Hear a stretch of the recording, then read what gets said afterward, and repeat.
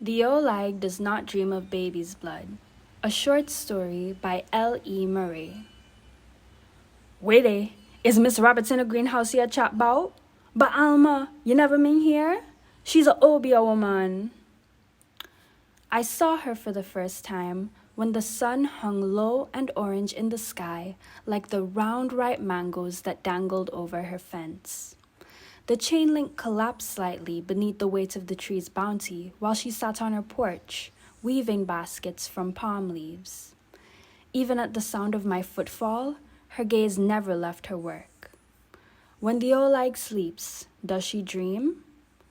They told me that she buried bones below her little wooden house, that her husband lay there, that she'd fed his flesh to her chickens and his blood to her silk cotton tree. They spoke of blue-black marks on the arms and legs of small children, and the fiery flashes of light that seared through the tender pitch black of the night.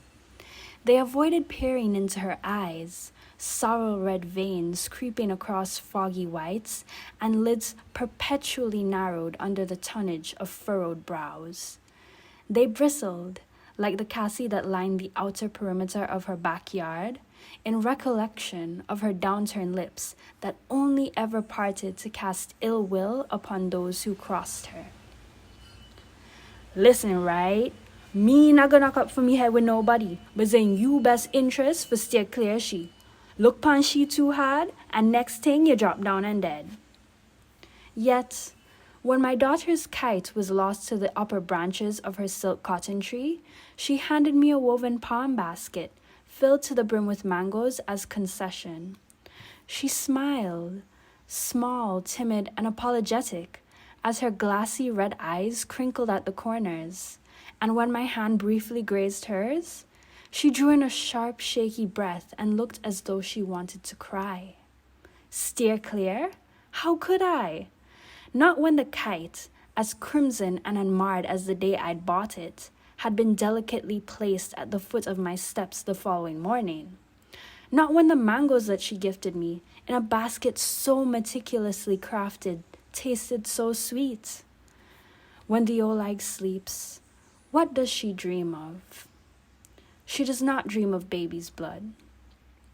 She dreams of touch, of warm, worn hands brushing across the dark brown freckles of her umber cheeks and coursing through her thick ivory hair. She dreams of fingers, lighter than the rice grains she counts on unlucky nights, tracing the calluses and wrinkles of her own. She dreams of crimson kites, ripe mangoes, and weaving cool, dry palm leaves beneath a woman's conspicuous stare and an orange-red sky. She dreams of bones sometimes, too. She tosses and turns over memories bruised black and blue. But when she entrusts her skin to me and succumbs to an incandescent blaze, she is born anew.